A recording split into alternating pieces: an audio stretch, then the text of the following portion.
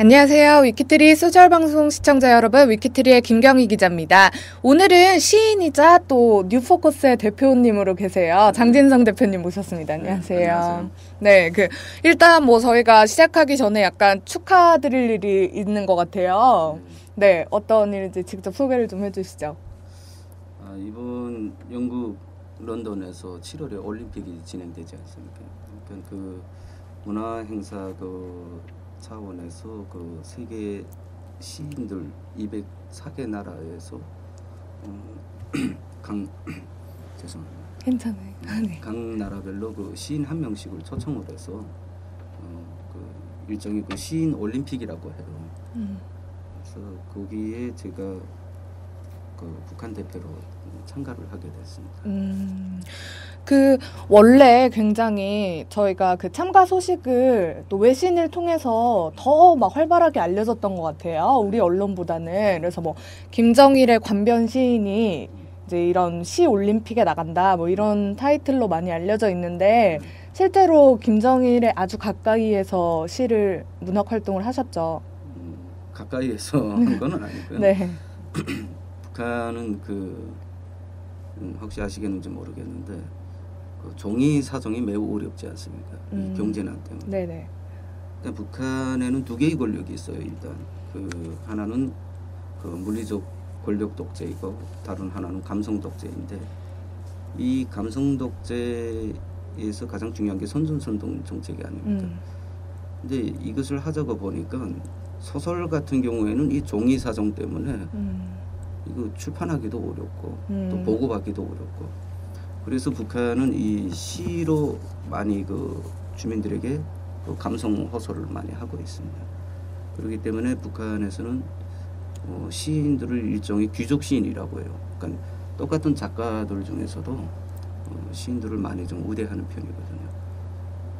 그러니까 북한은 이 김정일을 직접적으로 이렇게 서사시로 찬양할 수 있는 시인들이 제한이 되어 있습니다. 그래서 몇 사람 중에 한 명이어서요. 그래서 제가 썼던 서사시가 좀 실제적으로 노동신문에도 소개된 바 있고요. 네네. 저희가 알기로 94년도에 이제 기자로 특채가 되시고, 그다음에 96년도에 노동당 통일전선부인가요? 거기에 이제 소속된 시인으로 활동을 하신 걸로 알고 있는데, 통일전선부라는 곳이 구체적으로 어떤 곳이죠? 우리 북한에서 통전부라고 하게 되면 남한의 국정원하고 통일부하고 합친 부서라고 생각하시면 됩니다. 그러니까 대외적으로는 통일 외교를 주장하면서 그 뒤에서 대남 공작을 실천하는 부서거든요. 그러니까 북한에서 유일하게 남북 창구 역할을 하는 부서가 통전부입니다. 그러니까 남북 대화 그리고 경력, 교류 그리고 심리전 그리고 남한 내 종북 세력이라고 하는데요. 그런 사람들을 관리하는 그런 부서. 그러면은 좀 안에 세부적으로 부서들이 나눠져 있나요? 그렇죠. 네. 이렇게 담당하는 분야가 다 다른가요? 어떤 것들이 있죠? 일단 통전부 본부당이 있고요. 그러나 북한은 노동당이고 권위 때문에 노동당에서 직접적으로 이 대남 공작을 한다 이런 대외적 이미지를 보여줄 수 없기 때문에 외곽 단체 형식으로 이렇게 산하에 연락소를 두었습니다. 그래서 북한의 대남 공작 부서들은 어떤 명칭을 갖고 있는 것이 아니라 숫자화되어 있습니다. 그러니까 그걸 숨기지 않으니까. 그래서 대체로 김일성, 김정일로부터 연락소 출범과 관련한 비준을 받은 날짜를 연락소 명칭으로 사용하고 있습니다. 그래서 일단 제가 근무했던 것은 101 연락소라고 하는데요. 이게 70년도에 만들어졌습니다. 그래서 6.25 전쟁 때 월북 작가들이 많이 북한으로 가지 않았습니까? 네네. 그러니까 이들을 모체로 만든 연락소인데 70년대부터 한국의 작가 그리고 시인 명의로 소설 시집들을 만들어요. 그런데 이것이 북한에서 제작된 책이라는 것이 의심되지 않도록끔 일본에서 자재들을 수입해서 이 활자도 남한식으로 찍어가지고 그래서 남한의 민중 작가, 민중시인 이런 식으로 바꿔가지고 출판을 합니다. 그래서 이 출판을 맡은 부서가 바로 8.13 연락서예요. 일본 연락서가 같이 붙어 있는데, 그래서 이렇게 만든 책들을 일본을 우회해서 네.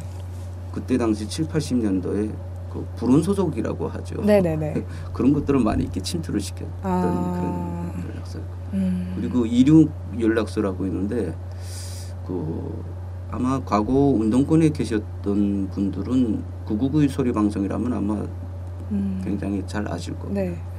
그러니까 남한에 실존하는 방송국인 것처럼 약간 민주화 그 세력이 운영하는 방송국인 것처럼 위장을 해가지고 네. 그래서 전파 침투를 하는 겁니다. 한국의 뉴스나 오락 프로그램들을 그대로 이렇게 재현을 하는데 네네. 거기에서 조금씩 그 좀 이렇게 반정부적으로 반미적으로 이렇게 왜곡을 해요. 친북적으로.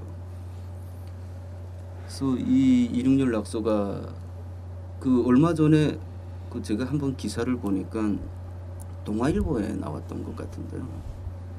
그 1967년도인가 대한항공기 납치 사건이 있었어요. 네. 그때 그 승무원으로 계셨던 그분들을 찾는다는 그런 기사가 나왔더라고요. 그 가족분들. 네. 그런데 북한에서는 그런 사람들이 없다. 이렇게 대답이 온 것 같은데 실제 그때 그 승무원으로 계셨던 분이 바로 이륙연락소 아나운서 교관으로 배치받았습니다. 그래서 그 아주 거기에서 오래 근무를 하셨는데. 네. 그리고 310 연락소라고 있습니다. 네네. 310 연락소는 한국에 실존하는 그 NGO 단체들이 많지 않습니까? 네. 그러니까 이 단체 명의를 도용을 해서 대남 교란존을 해요. 그러니까 지금 한국의 상황을 보게 되면 우가 좌를 만들고 좌가 우를 만드는 이런 악순환이 계속 남남 갈등이라고 하죠. 네. 바로 이런 부분을 맡은 부서가 바로 310 연락소예요. 그래서 이 부서가 그 아주 그 김정일로부터 이렇게 평가를 받았을 때가 언제였냐면 그 효순이 미선이 사건. 예, 그때도 이렇게 교란전을 많이 했고. 그래서 지금 이 310, 26 연락소 그리고 101 연락소의 그 부분적 기능들을 합쳐가지고 그 대남 인터넷 침투 연락소를 또 운영을 하고 있습니다. 한국이 아무래도 인터넷이 발달했기 때문에. 네네네. 그래서 제가 뭐 인터뷰 경향신문하고도 인터뷰하면서 이야기를 했지만 제가 나올 때 2004년도 그때 한국 주민등록증 한 30만 개를 확보를 하고 있었습니다. 북한에서. 북한에서. 네, 그것을 도용을 해서 댓글 심리전이라든가 이런 대남 심리전 기사들을 이렇게 여기다 이렇게 접속을 해서 댓글도 달고 뭐 그런 식으로 했다는 말씀인가요? 너무나도 이렇게 친북적인 노골적인 그런 기사들이나 그리고 그런 댓글들에 대해서 물론 그런 부분 일을 하는 사람들도 여기 있겠지만은 그러나 북한에 이런 영향력도 있다. 이걸 강조하고 싶습니다. 네. 그 보면은 그러면 그런 일들을 쭉 해오셨으면 사실 북한이라는 곳에 어느 정도 적응이 이제 되셨을 거 아니에요. 그래서 사실 예전에도 저희 방송에 이제 탈북자분들이 몇 분 나오셨지만 실제로 모르셨다는 거예요. 그런 바깥 세상에 대해서 아주 붙어있는 남한에 대해서 전혀 알지 못했기 때문에 거기에 생활이 너무 당연한 거라고 생각을 했었다. 뭐 그런 얘기를 늘 공통적으로 하시는데 아마 그러셨을 것 같아요. 뭐 별다른 문제가 없으시다가 결국 탈북을 결심하시게 된 거는 뭔가 그 믿고 있던 거에 대한 흔들림이 좀 있었기 때문인 것 같은데 이렇게 구체적으로 탈북을 결심하신 계기가 어떻게 되는지.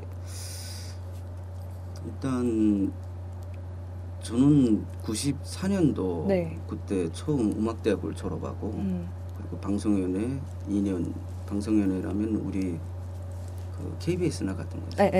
거기에서 2년 근무하다가 그 통정부 같은 경우에는 대학을 2개 이상을 졸업을 해야지 자격 요건을 인정을 해줘요. 근데 저는 음악을 했었기 때문에 이 글을 쓰는 걸 하자면 그래서 통정부 의탁교육으로 김성종합대학에 보내준 거예요.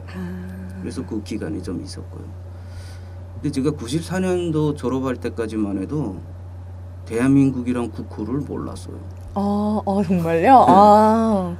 그러니까 대학 그 음악대학 국시사님 졸업할 때까지만 해도 남조선으로 알았어요. 네네네. 그러니까 대한민국이라면 무슨 대만인가 뭐 이렇게 생각을 했었어요. 그러니까 그랬던 제가 99년도에 그 통전부에 입사해서 딱 들어가니까 일단 통전부 청사에 들어가면 김정일이 지침서가 있습니다. 그러니까 현지 통전부의 조직 구호가 현지화예요. 그러니까 남한화 돼야지 대남공작을 잘하지 않습니까? 그렇죠. 네, 하니까 이 어떤 지침서가 있냐면 평양 속의 소울이 되라 이런 지침서가 있어요. 그러니까 그 통전부 직원들에 한해서는 남한 신문이나 뭐 TV 이런 것 방송이나 뭐 이런 거 실시간으로 볼 수 있어요. 신문 같은 경우에는 한 3, 4일 늦더라고요. 아무래도 우회해서 들어오다 보니까. 네네. 근데 그 통전부에 들어가서 그 남한 책들을 보는 순간 이게 확 바뀌어 버리는 거예요. 그러니까 체제의 비교 의식이 생기는 거예요. 왜 지금도 김정은이가 개혁을 못 하냐면 개혁을 하는 순간 북한 주민들이 바깥 세계를 알게 되면 이 비교 의식이 생기기 때문에 그래서 자기들의 처지에 대해서 다시금 이렇게 돌아볼 수 있는 그런 계기를 조성을 하거든요. 그래서 못 하는 겁니다. 그래서 저는 그 김정일을 2번을 만났었어요. 그래서 그 나름 그 체제에서는 뭐 잘 하려고 해봤었고 그랬는데 그 김정일을 첫 번째 만났을 때하고 두 번째 만났을 때가 틀리더라고요. 그러니까 통전부에서 그 남한 도서들을 보고 나서 김정일을 만난 이후에는 더는 감동도 없었고 그래서 과연 이 똑같은 민족인데 한쪽은 최빈국이고 한쪽은 선진국이고 이 원인이 뭘까? 그래서 저는 이것은 진짜 제가 시집에도 썼지만은 가장 가난한 나라에 가장 부유한 왕이 살고 있는 이런 구조가 이거 잘못된 거다. 그래서 나만 알아서는 안 되겠구나. 그래서 친구들에게 이 남한 도서들을 몰래 이렇게 돌리기 시작했어요. 주로 그 월간 잡지들이었는데. 그러니까 다 아시겠지만은 그 북한은 이 종이 한 장의 삐라에도 거먹는 북한입니다. 그래서 제가 얼마 전에 그 칼럼 하나 쓸 때에도 제목이 뭐였냐면 북한엔 핵이 있다면 남한엔 삐라가 있다. 썼었는데. 그런 종이 한 장의 진실에도 거먹는 북한이 이 월간조선이라는 이런 종합지입니다. 이게 외부에 유출되게 되면 이게 엄청난 거거든요. 그래서 친구에게 줬는데 이 친구가 관리를 잘 못했어요. 좀 소홀히 했다가 그래서 이렇게 국가보위부라고 하죠. 추적을 받게 됐는데 그 북한 같은 경우에는 국가보위부라고 해서 중앙당까지 컨트롤할 수 있는 게 아니에요. 그러니까 당을 담당하는 국가보위부가 따로 있어요. 그러니까 그 조직과 이 조직과의 그 좀 이렇게 시간적으로 좀 갈등도 좀 생기고 그리고 제가 그 북한에서는 그 적견자로 분리돼 있었기 때문에 그러니까 적견자라면 북한에서는 사회 공민 투표권이라는 것이 있어요. 함부로 처형을 할 수가 없습니다. 그러니까 김정일이 신이기 때문에 그 신과 만났던 사람에 대한 그 우대라고 볼 수 있죠. 그래서 조금 기간이 있었어요. 그래서 그 기간에 안 되겠다 해서 탈북을 좀 그 보니까 저희가 그 요즘에 하고 있는 드라마가 MBC에서 더킹 투 하츠인가요? 거기 보면 이제 남북이 나오잖아요. 그래가지고 막 보면 그 하지원이 북한에 있는 이제 여자로 나오는데 그 사람이 이제 그 한국, 대한민국이라는 말이 입에 안 붙어서 계속 남조선 이렇게 얘기를 하는 해서 막 혼나는 장면이 나와요. 근데 그게 실제로 이제 거기서는 그게 벌어질 수 있는 일이었던 거네요, 그러면? 근데 99년도 그쯤에 와서는 그 대한민국 국호를 다 알게 됐어요. 그래요? 북한 주민들이. 그러니까 그 좀 이런 야당적이나 이런 네네네. 좀 햇볕 정책 지지하는 네네. 그쪽에서는 쌀을 뭐 우리가 지원했기 때문에 한류가 확산됐다 이렇게 이야기하는데 네. 그거는 좀 아닌가요? 잘못됐다고 보고요. 아, 아니 쌀포대 보고서는 한류가 생겼으면 쌀포대 뒤집어 쓰고 다녀야죠. 네. 북한 주민들이 한류라고 하는 것은 이 네. 남한식 억양, 아, 남한식 헤어스타일 아, 뭐 이런 거거든요. 네네. 이것이 생길 수 있었던 것은 한국 드라마가 들어가면서 그렇게 전파됐어요. 그러니까 그 구체적인 장면을 통해서 북한 네. 주민들이 한국에 대한 동경심이 생겼던 거죠. 그러니까 그 이유가 뭐냐면 이 300만 대량 아사 과정을 거치면서 북한에서는 이 시장을 방임할 수밖에 없었어요. 최소한의 그런 생존 공간이라도 네네. 허락해야 되기 때문에. 그래서 그 시장 안에서 이런 한국 드라마 같은 것도 유통이 됐던 거예요. 아, 수요가 있으면 공급이 있으니까. 네네. 그래서 많은 사람들이 알게 됐던 거예요.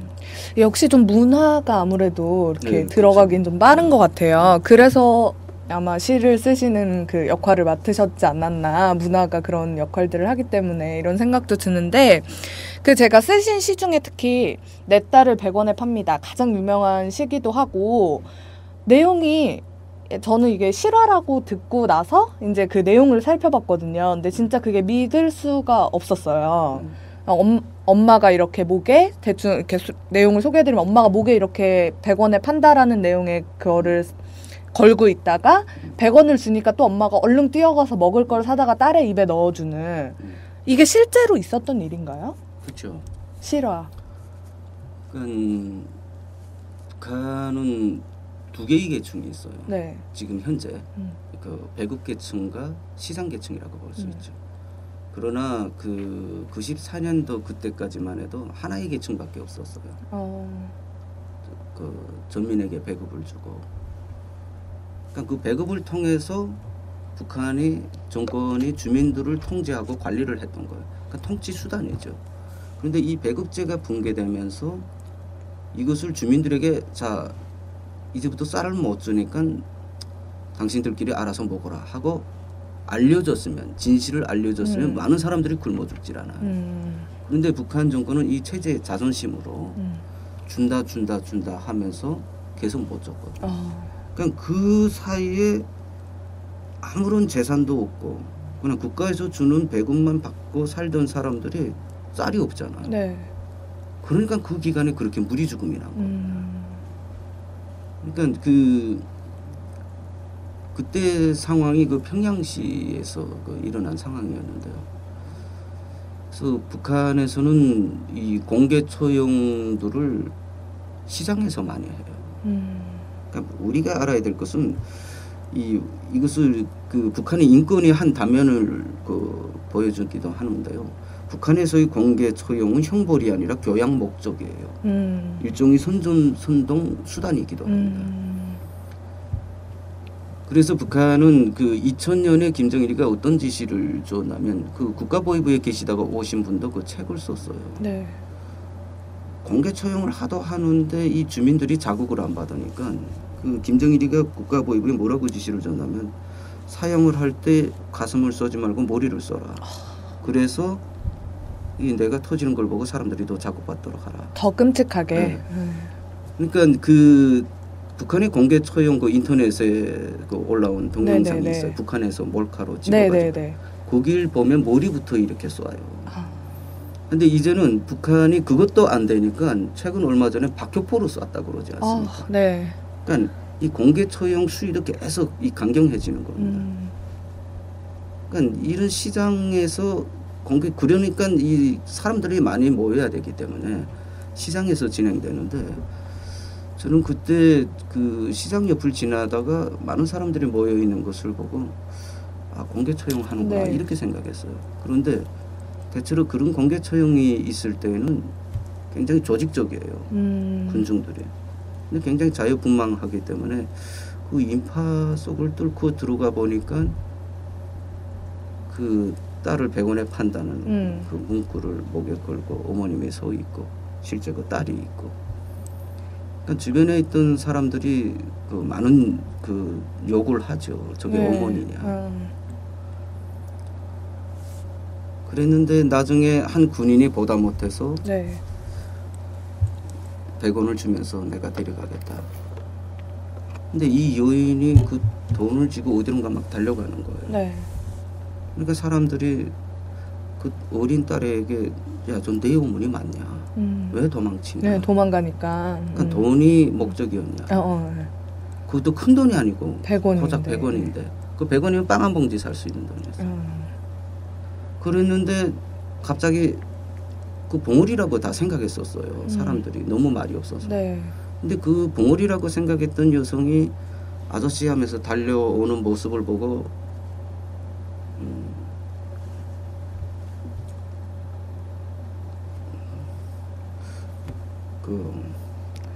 지금 눈시울이 붉어지셨어요. 그러니까 네. 그 많은 사람들이 울었죠. 그러게요. 그러니까 그 딸을 판 100원으로 그 100원짜리 빵 한 봉지를 사서 결국은 그 헤어지는 딸에게 자기 그 마지막 모성을 보여줄 단돈 100원도 없었던 것이 그 어머니들이 그때 어머니들이 처지였죠. 참 뭐라고 말을 하기가 힘들지 않나 하는 생각이 좀 많아지는. 예. 그래서 저는 사실 보고도 이게 진짜 이럴 수 있나 막 싶은 생각이 들 정도로 잘 믿어지지가 않았어요. 근데 이제 실제로 이런 일들, 이게 단지 비단 한 가지의 사건만은 아니었을 거 아니에요. 이런 일들이 굉장히 뭐 잦을 수 있었던 그런 환경이었나요, 당시에는? 그러니까 어느 특정한 지역 또는 그 어떤 계층만 그렇게 굶었던 것이 아니라 전민이 굶었던 상황이었고 그렇기 때문에 그 안에서 여러 가지 정말 인류가 겪을 수 있었던 그 모든 비극이 그 북한 그 안에서 그렇게 그 일어나고 있었죠. 그러니까 저는 그 체험자로서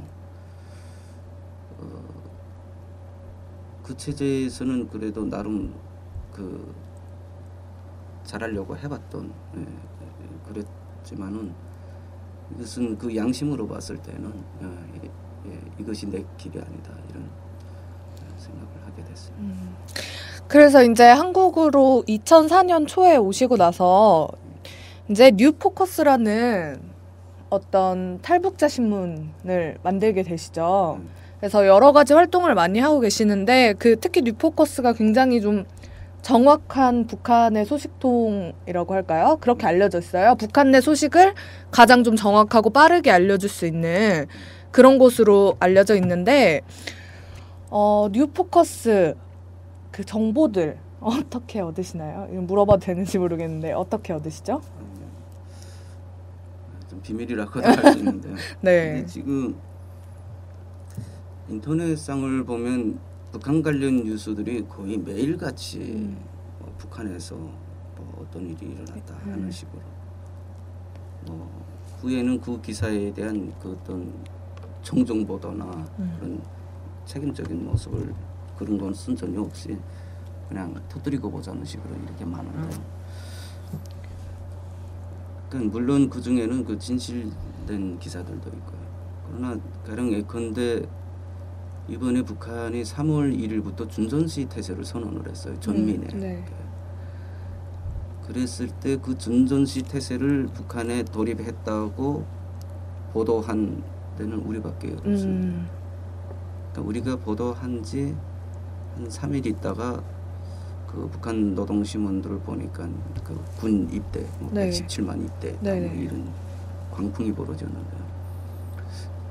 우리는 그 대부분 그 북한 소스 얻는 것들을 보면 그 통로를 보게 되면 전화로 많이 합니다. 그러니까 그 중국하고 북한하고 그 국경 근처에서 네네. 그러니까 중국에다 전화하는 셈이죠. 그래서 전화를 하는데 저는 물론 그 중에는 이게 아주 간혹이 있지만은 이렇게 정보 비용을 위해서 네. 좀 이렇게 좀 뻥치는 사람들도 있을 수 있어요. 그러니까 전화상으로는 못 믿겠다 해서 뉴포커스는 아예 타겟을 어디로 정했냐면 중국에 나와 있는 북한 출장자들한테 정했어요. 그러니까 이런 사람들 같은 경우에는 북한을 수시로 드나들고 네네. 또 북한 여권을 소지한 사람들이기 때문에 북한의 평양 내부 정보도 알 수 있고 그리고 또 이메일 교환을 하기 때문에 이렇게 근거 자료도 받아볼 수 있는 거. 그래서 우리가 출장자들이 다니는 이런 평양 식당이라든가 호텔이라든가 이런 거기에 이렇게 뉴포커스 전단지를 좀 뿌렸었어요. 그런데 참 일이 되려니까 얼마 전에 북한이 우리 뉴포커스 그리고 저를 7번이나 비난 기사를 써가면서 공격을 했어요. 그러니까 황장엽 선생님 이후에 네. 실명으로 공개한 게 제가 2번째였어요. 그러니까 그만큼 북한이 뉴포커스의 기사들 또 북한도 인정을 했어요. 뉴포커스에서 평양의 중요 시설들을 공개했다. 네. 우리 민족끼리해서 이런 식으로 네. 자의를 한 셈이죠. 비난을 네. 하려고 하니까. 네네. 그러니까 이렇게 7번이나 하다 나니까 평양 출장자들이 또 다 알게 됐어요. 그 사람들한테 북한이 홍보를 해준 셈이에요. 그렇겠네요. 그러니까 북한 체제의 회의감을 갖고 있는 사람들이 우리 뉴포커스의 대표 이메일도 있고 다 있는데 계속 이렇게 보내와요. 그래서 그래도 자신감을 갖고 네. 우리도 북한 자료는 근거 없이는 이렇게 공개를 하지 않습니다. 아무래도 북한에서 그렇게 여러 번 거론을 하고 또 많은 분들이 그렇게 메일을 보내서 제보를 하신다라는 거는 북한에게 위협적인 존재임과 동시에 좀 흔들리고 있다라는 반증이 아닐까 그런 생각이 들어요. 중국에 나와 있는 북한 출장자들 같은 경우에는 엘리트들이 많거든요. 제가 왜 이것을 공개를 하냐면요. 북한이 우리 이메일은 해킹을 할 수 없고 우린 구글하고 연결이 돼 있었기 때문에 네네. 해킹을 할 수 없고 그리고 또 자신감을 갖고 제가 말씀을 드리는 건데 이 엘리트들이 이렇게 자발적으로 북한 내부 정보들을 이렇게 보내온다는 것은 그 사람들이 먼저 깨어 있고 그 사람들이 먼저 변해 있다는 반증이거든요. 네. 또 오늘도 우리가 단독 기사를 하나 올렸는데 재미있었던 것은 평양에 지금 김정일이 죽고 나서 김정은 정권 들어와서 가장 큰 변화가 뭐냐 했더니 두려움이 없어졌답니다. 이것은 가장 큰 변화라고 보거든요. 그렇겠네요. 약간 좀 이렇게 다스리는 형태였잖아요. 권력, 그러니까 이런 것들이 좀 약해진 면이 있나요, 지금?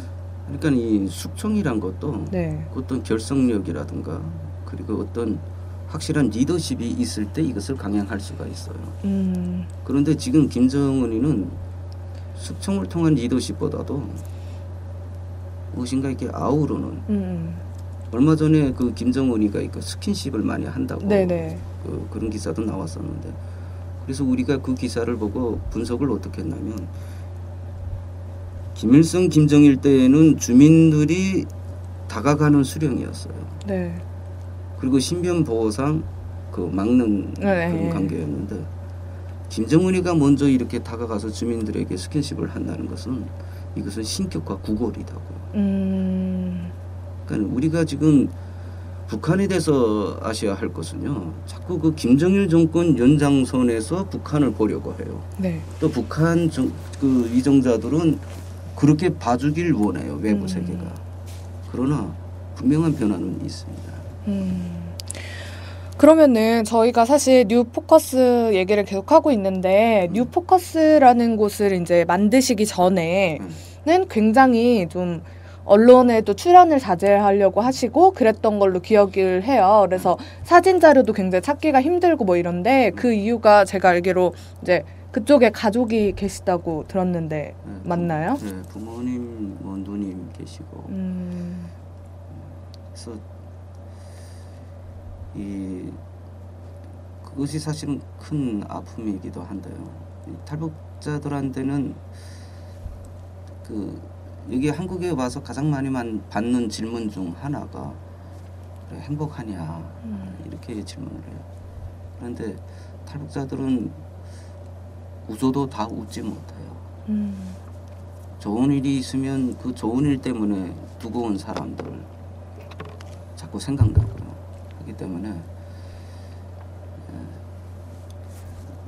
아무래도 그쪽에 자꾸 마음이 걸리죠. 그러니까 우리 탈북자들이 이 남북한의 철책선이 우리 탈북자들이 가슴에 그어져 있다 이렇게 말하고 싶습니다. 사실 이렇게 지금 언론을 운영을 하고 계시니까 연락을 해보려고 시도도 해보셨을 것 같아요. 소식을 좀 듣고 싶은 마음에 어떠셨어요? 네, 부모님이나 이런 가족 그분들이 이렇게 국경 근처에서 사시면 네. 참 가능하겠는데 아무래도 좀 내륙 쪽에 사시고 그 부분은 좀 네, 죄송해요. 곤란한 질문을 드린 것 같은데 그러면은 탈북을 해가지고 처음 딱 이렇게 남한에 한국에 왔을 때 어떠셨어요? 좀 느낌이? 우선 제가 가장 놀랐던 것은 산에 나무가 많은 걸 보고 놀랐어요. 거긴 나무가 많이 없나요? 제가 탈북할 때 당시 친구랑 같이 네네, 떠났었는데 네. 그때 최초 탈북 계획이 어떻게 돼 있었냐면 이제 국경 근처에 가서 산속 수림에 숨어 있다가 경비대원들이 지나가면 넘어가자. 그리고 정작 현장에 가보니까 우린 평양에만 있었으니까 네. 현장에 가보니까 산에 나무가 하나도 없어요. 그래요? 네. 네. 그러니까 북한에서 이렇게 숲이 우거진 데는 반드시 김일성, 김정일 저택이나 별장들이 있는 것이에요. 그 외에는 그 산에 나무마저 벗겨 먹어야지 생존할 수 있었기 때문에. 그래서 제가 한국에 와서 제일 부러웠던 것이 네. 그 나무가 울창한 걸 보고 이 자동차나 무슨 이런 것들은 이렇게 합병해서라도 공장을 네네. 사서라도 이렇게 할 수 있는데 이 나무는 몇십 년 동안 자려야 되지 않습니까? 그러니까 북한의 이 민둥산의 모습이자 바로 북한 정권 그리고 북한 국가의 그 가난의 모습이다. 이렇게. 그러면은 이제 오셔가지고 적응하기도 사실 좀 시간이 걸리셨을 것 같아요. 왜냐면 요새 특히 세터민들에 대한 적응 문제나 이런 것도 여러 가지 말이 많은데 어떻게 처음에 잘 적응하셨나요? 저 같은 경우에는 좀 네. 다른 분들보다는 좀 뭐랄까 이렇게 좀 행운적이었죠. 이렇게 오자마자 한 6개월 동안 이렇게 조사를 받고 네. 그리고 나오자마자 또 바로 연구소에 또 취직을 국제연구소에서 근무를 했었어요. 네네. 한 2010년까지요. 그렇기 때문에 근데 우리가 지금 뉴포커스를 하면서 우리는 탈북자 신문이에요. 네. 그러니까 우리는 북한 관련 뉴스 그리고 탈북 사회 내 네. 뉴스 그리고 탈북자 지원 정보를 국내 최초로 종합을 했어요. 그러니까 탈북자를 지원하는 기관이나 개인 이런 해외도 많은데 그것들이 다 뿔뿔이 흩어져 있다니까 탈북자들이 이 지원 정보를 입수할 그런 기회들이 적었어요. 그래서 우리는 그 세 가지에 초점을 맞춰서 하는데 이 신문을 하면서 보니까 제가 느낀 게 있어요. 성공한 탈북자들과 지금 정착에 어려움 겪고 있는 탈북자들 이 차이가 뭐겠는가 했을 때 딱 네 글자라고 봐요. 그게 뭐냐면 대인관계예요. 이 대인관계라는 네 글자 속에 그 신뢰도 있고 예의도 있고 그리고 살아가는 이 방식이나 전략도 있고. 네네. 근데 사실 이 종합적인 것인데 네. 이것을 습득하기가 굉장히 힘들었던 거죠. 그러니까 북한에서는 그 대인관계는 허락하지 않은 거죠. 네. 오히려 충성과 명령이라는 이 종족 관계만 강요를 했기 때문에 네. 수평 관계를 해보지 않았기 때문에 그러니까 탈북자분들이 여기에 와서 대인관계에 성공한 사람들이 성공하는 사람들. 그러니까 이렇게 사람과의 관계를 가장 빨리 적응하는 사람들이 예. 좀 성공을 한다. 네. 저희가 오늘 대표님 모시고 듣기 힘든 얘기들을 좀 들어봤는데 사실 시간이 좀 짧아서 다 이렇게 충분히 얘기를 못한 것 같아요. 그래서 다음번에 이제 이 가시기 전에 시올림픽에 가시기 전에 한 번 더 나오셔가지고 좀 더 자세한 얘기를 들려주셨으면 좋겠고요. 마지막으로도 오늘 방송 어떠셨는지 그리고 또 이렇게 뭐 탈북자분들이나 이런 분들한테 하시고 싶은 얘기 있으시면은 해주세요. 이렇게 초청해 주셔서 너무 감사하고요. 네, 저희가 감사하죠. 그리고 일단 우리 제가 그 시집에서도 썼지만은 우리 탈북자의 정체성을 저는 이렇게 이야기했는데 탈북자는 먼저 온 미래라는 거. 그러니까 언젠가 오고야 말 통일을 미리 가져온 현재이기도 하다. 그러니까 북은 과거고 남은 그 우리 미래라고 봤을 때 그 경계선을 지으며 분연히 일어선 인간 38선이다. 제가 이렇게 시를 썼었는데요. 우리 탈북자들이 여기에 와서 정착에 성공하지 못하면 앞으로 통일에서도 성공하지 못한다고 봅니다. 우리는 지금 눈에 보이는 돈이 얼마 들 것이냐 이런 통일 비용만 눈에 보이는 통일만 계산하는데 그것보다 걱정해야 될 것이 눈에 안 보이는 통일이에요. 정서적 통일입니다.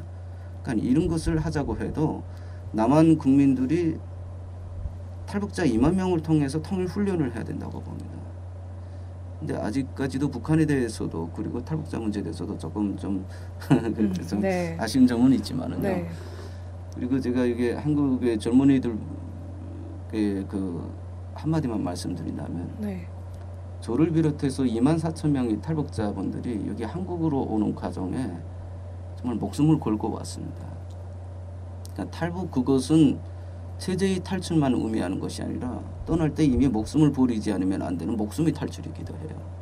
그러니까 우리는 이렇게 목숨 걸고 왔는데 이 땅에서 공짜로 태어나지 않았습니다.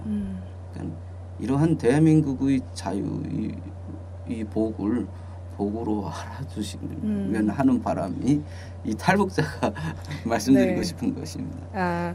감사하는 마음으로 늘. 네. 사실 너무 익숙한 거라서 감사하다라는 생각을 하는 게 참 힘들죠. 네. 근데 늘 감사하는 마음으로 그리고 또 탈북자라고 하더라도 결국은 한 민족이잖아요. 그러니까 서로 같은 한 민족이라는 생각을 가지고 살아갈 수 있었으면 좋겠고 조만간 또 한번 나와주실 거죠?